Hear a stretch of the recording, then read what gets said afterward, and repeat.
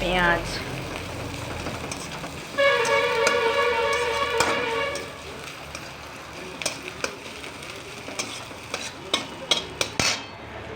শুকনো লঙ্কা,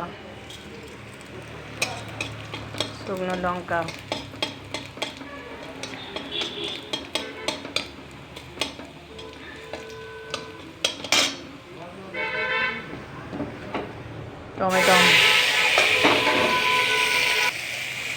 রসুন।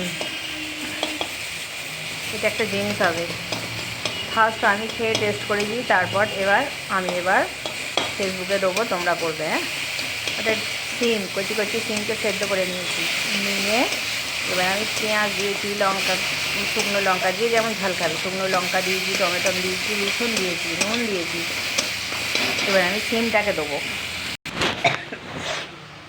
এই যে সিমটা সেদ্ধ, আমি এটা জলটাকে নিগড়ে দিলাম, দিয়ে দিচ্ছি।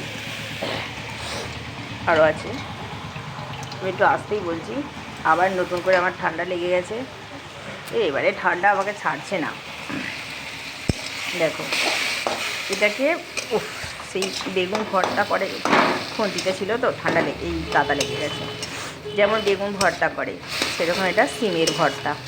এবার আমি ধনেপাতা দেবো। এবার ধনেপাতা দিয়ে আমি নাড়তেই থাকবো, পুরো শুকনো শুকনো করে ফেলতে হবে। এবার ধনেপাতা দেবো, দেখো বললাম ধনেপাতা দেবো।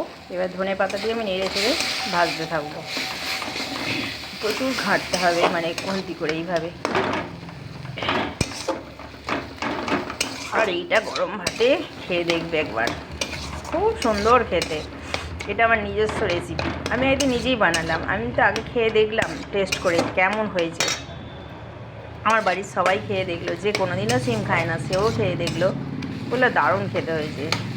সেই জন্য আজ আবার করছি, খাওয়া হবে গরম ভাতে। আর তার সাথে তোমরাও চেষ্টা করবে খাওয়ার এইভাবে। শুধু আমি যেইভাবে বলে দিয়েছি, দেখিয়ে দিয়েছি, পুরো ভিডিওটা দেখবে, স্কিপ করবে না। হ্যাঁ, পুরো ভিডিওটা দেখে সেইভাবে রান্নার চেষ্টা করবে।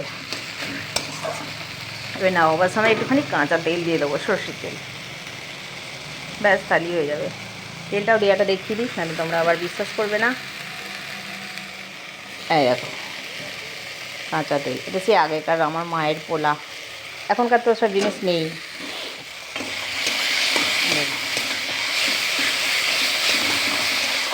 প্রায় হয়ে গেছে। শিম ভর্তা ব্যাস কমপ্লিট।